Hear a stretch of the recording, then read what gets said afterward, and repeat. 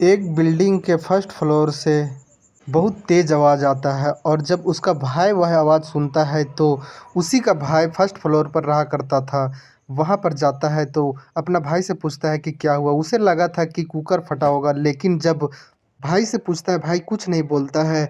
तो कमरे बाय कमरे जाकर देखने लगता है तो देखता है कि किचन में जो उसकी भतीजी थी वह ज़मीन पे गिरी हुई है और उसका शरीर से ब्लड रिस रहा है।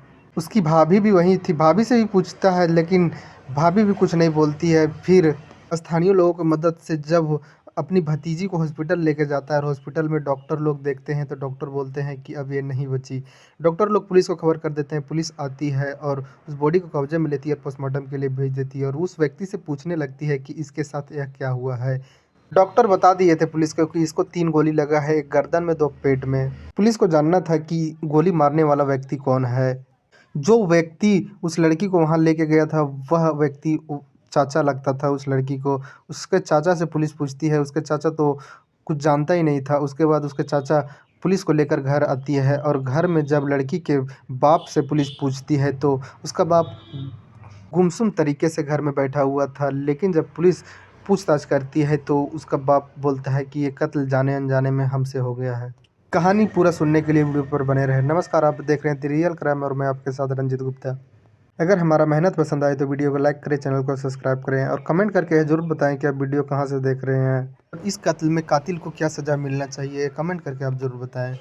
हरियाणा के गुरुग्राम में सेक्टर 57 में G156 में एक परिवार रहा करता था। एक बिल्डिंग था जिसमें फर्स्ट फ्लोर में दीपक जादव और उसकी पत्नी और उसकी एक बेटी राधिका जादव रहा करती थी और ग्राउंड फ्लोर में उसका भाई दीपक जादव का छोटा भाई रहा करता था और इसकी पत्नी और इनके बच्चे।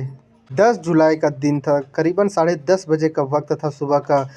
कुलदीप यादव को कुछ आवाज़ सुनाई देता है। बहुत ज़ोर का आवाज़ था। कुलदीप यादव अपने भाई के पास जाता है जो कि फर्स्ट फ्लोर में रहा करता था।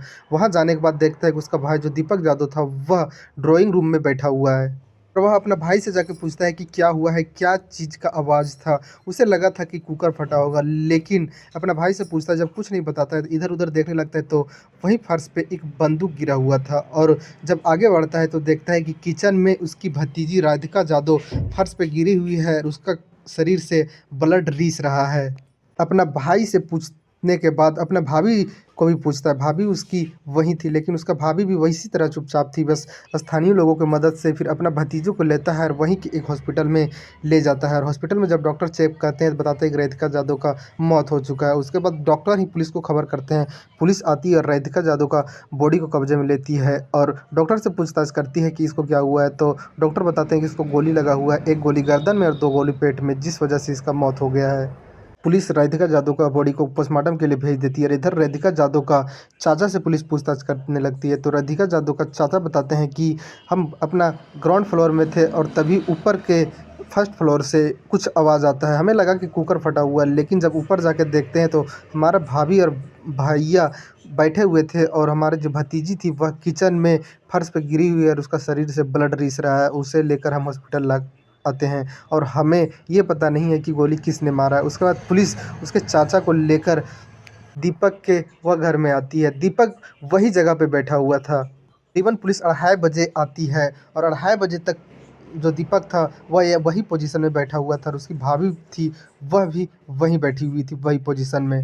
4 घंटा तक वह व्यक्ति चुपचाप उसी तरह बैठा हुआ था। पुलिस दीपक से पूछताछ करती है, लेकिन दीपक कुछ भी नहीं बताता है। पुलिस दीपक को उठाती है और उसकी पत्नी को पुलिस स्टेशन लेके जाती है और वहाँ पूछताछ करती है। तो दीपक फिर अपना मुंह खोलता है और सारा कुछ बताता है। बोलता है, साहब यह कत्ल हमसे ही हो गया है और हमने 5 गोली मारी थी, लेकिन 3 गोली इसके राधिका का शरीर में लगा और 2 गोली बगल से निकल जाता है। जब पुलिस पूछती है कि अपनी बेटी को गोली मारने का वजह क्या है तो दीपक यादव बोलता है कि हमारे बेटी जो है वह टेनिस की खिलाड़ी थी और वह 2004 के वक्त से ही खेल रही थी। वह नेशनल इंटरनेशनल लेवल तक जा चुकी थी, लेकिन एक बार खेल के दौरान हमारी बेटी राधिका जादव को चोट लग जाता है और वह खेलने लायक नहीं बचती है और फिर वह बोलती है कि हमें घर में ही एक टेनिस खिलाड़ी का एक हॉल खोलना है जिसमें टेनिस का खेल लोगों को खिला सके और वो लोग फिर जाकर नेशनल इंटरनेशनल पे खेल सके और हमारा नाम उससे हो और उससे कुछ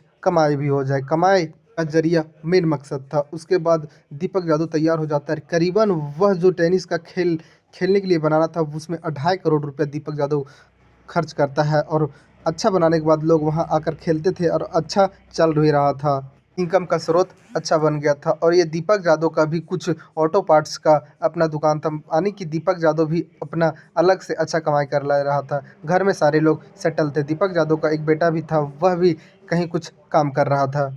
लेकिन जो दीपक यादव था वह बगल के ही गाँव में हर रोज़ दूध लाने के लिए जाता था, तो जो आस-पास के लोग थे वह दीपक यादव को बोलते थे कि तुम्हारी बेटी जो कमाई कर रही है मोटा, उससे तुम बहुत ऐश कर रहे हो। दीपक यादव को यह हर रोज़ खटकता था और वह अपनी बेटी से बोलता था कि यह जो एकेडमी है, टेनिस एकेडमी, उसको तुम बंद कर दो और तुम कुछ दूसरा काम कर लो। लेकिन जो बेटी थी उसे कहना था कि हमारा यह बचपन का कला है, हम इसे नहीं छोड़ सकते हैं, हमें लोगों लोगों तक यह खेल को भेजना है।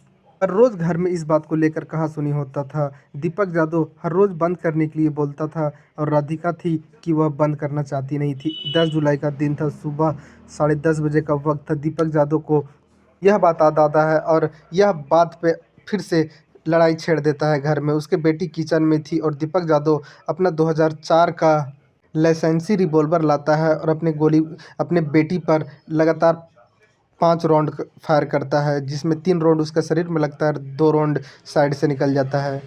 बेटी ज़मीन पे गिरती है और कुछ देर के बाद उसका मौत हो जाता है। उसका जो छोटा भाई नीचे ग्राउंड फ्लोर में रहा करता था, कुलदीप यादव, वह आता है और देखता है सारा कुछ।